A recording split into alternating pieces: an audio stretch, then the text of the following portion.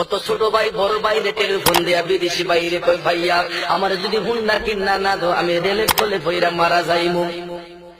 সন্তান শুনলে ছোট ভাই আমাদের চ্যানেল তুমি যেই বাবাকে সাবস্ক্রাইব করার মারতেছো যেই বড় ভাইয়ের মনে কষ্ট দিতেছো তুমি একটা বার তোমার নিজের চোখে তোমার বড় ভাইয়ের কষ্টটা দেখতাম তোমার বিদেশি বাবার বিদেশের কষ্টটা যদি তুমি সন্তান নিজের চোখে দেখতা কোনোদিন ভাইয়ের কাছে হুন্ডার আবদার করতা না, কোনোদিন বাবার কাছে মোটরসাইকেল আবদার করতা না।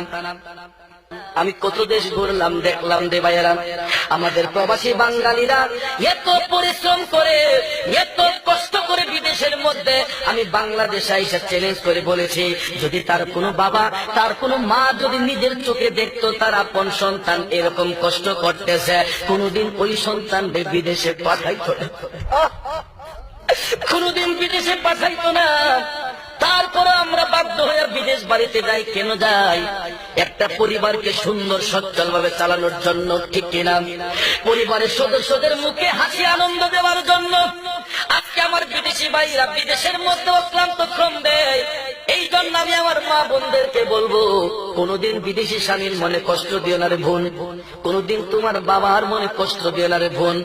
যুবক ভাইদেরকে বলবো কোনদিন বিদেশিদের মনে কষ্ট দিবেন না, কারণ আমরা ঈদের দিনে আনন্দ করি আর অনেক বিদেশি আছে তারা ঈদের দিনে কাজ করে, ঠিক না বেঠিক? ঈদের দিনে তাদের ছুটি নাই, বাড়িতে টেলিফোন করে পরিবারের সদস্যদেরকে আনন্দ দেয়, নিজে পরিশ্রম করতেছে সদস্যদেরকে আনন্দ দেয়। মা জিজ্ঞেস করে বাবা তুমি খাইছো নি, সন্তান জিজ্ঞেস করে আব্বা তুমি খাইছো নি। এই সংবাদটা দিলে বিদেশি ভাইয়েরা তারা আনন্দিত হয়ে যায়। তাদের এই খবরটুকু রাখলে তারা আনন্দিত হইয়া কষ্ট করলো কয় না মা আমি খাইছি না রে ভূত আমি খাইছি, বিবিকে কয় না বিবি খাইছি। কথা কোন ঠিক কিনা? কষ্ট করে কিন্তু পরিবারের সদস্যদেরকে হাসি আনন্দে রাখার চেষ্টা করে ভাই। এই জন্য বলি তাদের টাকাটা কোনোদিন নষ্ট করবেন না।